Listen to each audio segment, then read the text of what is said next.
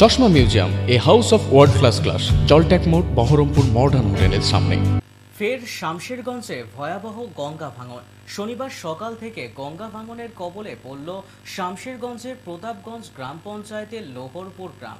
নদীগর্ভে তলিয়ে গেছে 5টি বাড়িসহ বেশ কিছু জমি। ভাঙনের জেরে আতঙ্কে এলাকা ছাড়ছেন স্থানীয় বাসিন্দারা। আসবাবপত্র নিয়ে কোনো রকমে অন্যত্র আশ্রয়ের সন্ধানে যাচ্ছেন গ্রামবাসীরা।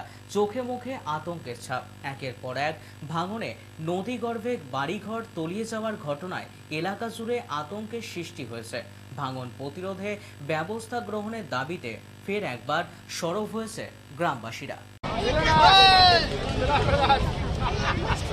আমাদের জায়গা জমি কোথায় কিছু নাই। ভাঙনটাই সকাল থেকে আমাদের 3টে, আর ওখানে 2টা 5টা 6টা বাড়ি টোটাল। আমাদের ভাই রফিক, বদরুল, আমার শফিকুল, সাইদুল, আর একটা নামটা কি বলে, নাম কি রাহুল, মিলন লেগেছে। নাই এখন আমাদের জায়গাটা তো কোথায় নেই, কোথায় টানতে হাত যায় কিছু টানছি না, সব ধরা আছে 10টা থেকে 10টা।